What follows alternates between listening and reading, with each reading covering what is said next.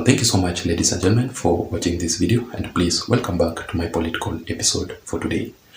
I'm just requesting you, just in case you're currently watching and you haven't subscribed, to please subscribe to my channel and give this video a like. Press the notification bell down below so that every time I upload a video here, YouTube will automatically update you by sending you the notifications. Otherwise, to my returning subscribers, to my loyal viewers, to my supporters, I also want to take this opportunity to really appreciate you so much for your continued support. Basically, without your support, this channel cannot be where it is currently. So feel very much welcome as you watch, and I really don't take your entire support for granted. In this video, ladies and gentlemen, I just want to be very much brief enough. And the Azimio leader, Right Honorable Raila Odinga, is recently committing very serious mistakes, very costly mistakes that are cutting his political career. When you observe Raila Odinga's recent political activities, you can clearly tell that he is currently committing the same mistakes that the former head of state, Uhuru Muigai Kenyatta, was committing ahead of his retirement. That is why he ended up being humiliated thoroughly by President William Samoei Ruto. So in this video, I just want to give you 3 mistakes, costly mistakes that Raila Odinga is committing that are impacting negatively in his political career. So first of all, is Raila Odinga allowing President William Ruto's politics in the Luo Nyanza region. In the recent political activities by William Ruto, you can clearly tell that he has entered Raila Odinga's main stronghold, the heart of Raila Odinga's politics, the Luo Nyanza region.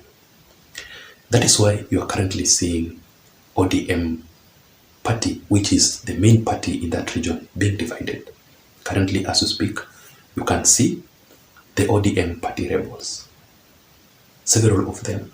And as we go on and on, the group is still becoming bigger and bigger, because the more Raila Odinga is still frustrating, the more Raila Odinga is still humiliating other leaders in his group, they defect and join President William Ruto, which can be very much costly mistake, because Raila Odinga has always allowed himself to dump his loyal leaders, his loyal foot soldiers.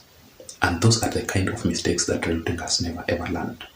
And that is why we are talking about this issue of Raila Odinga's losing his political grip in the Luo Nyanza region.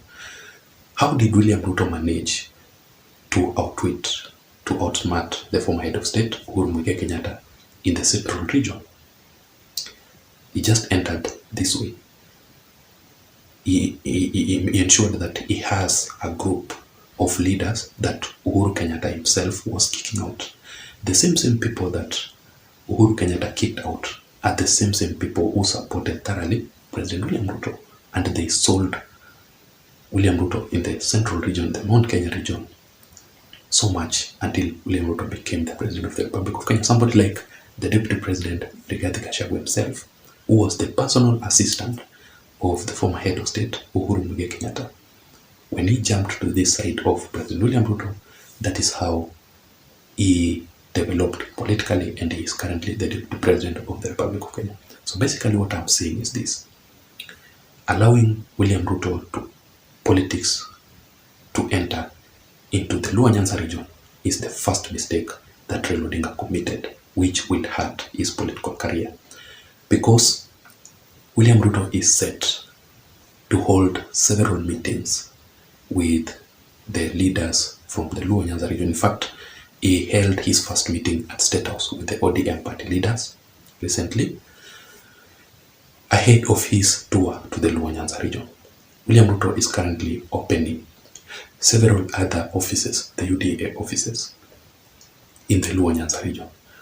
The UDA Secretary General Cleophas Malala is currently on the move to register several residents of the Luo Nyanza region to the UDA party. So those are the kind of issues which will hurt Raila Odinga if he is not careful, but he has already committed that mistake. And that is why Raila Odinga recently toured the Luo Nyanza region for his 3 days visit, just to ensure that everything is okay. But I personally think that that did not change much.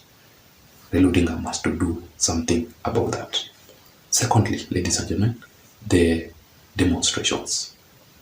The truth of the matter is that Raila Odinga is focusing so much on the demonstration side immediately after losing any political event, any political competition. That is a sign of losing.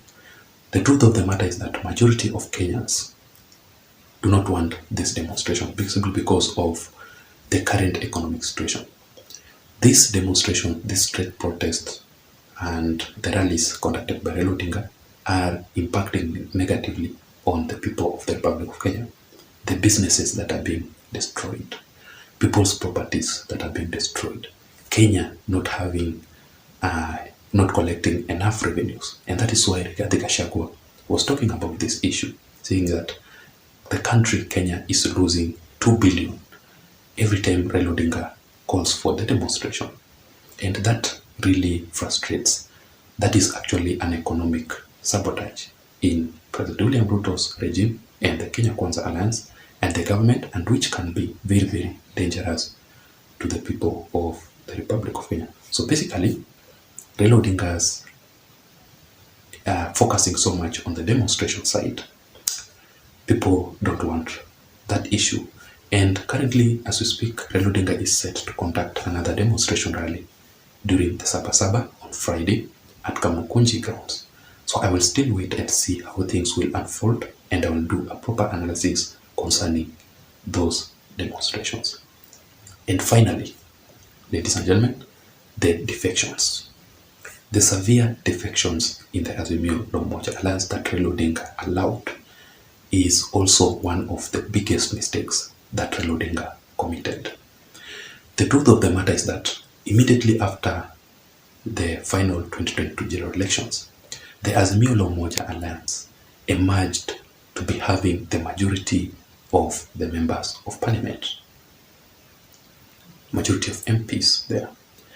But the defections that have hit the Azimio La Umoja Alliance thoroughly emerges to be worse than ever, because currently as we speak, Raila Odinga cannot depend on the National Assembly simply because it does not have the numbers.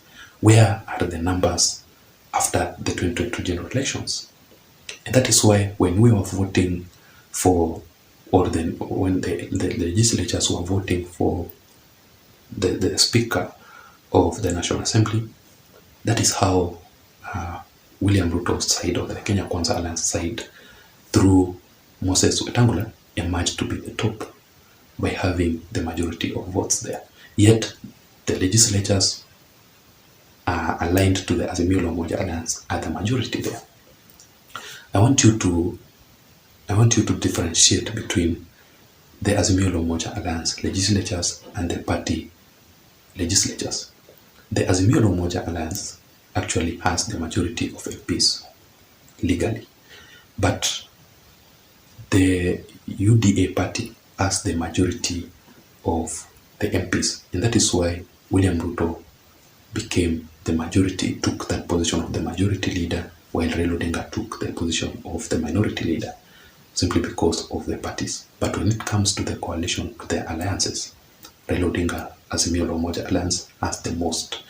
So you can clearly tell these frustrations. You can clearly tell how Raila Odinga is being frustrated, yet he has the majority. So simply because of the defections that Raila Odinga allowed in the Azimio La Umoja Alliance is part of the issues, the mistakes that are currently hurting Raila Odinga's politics.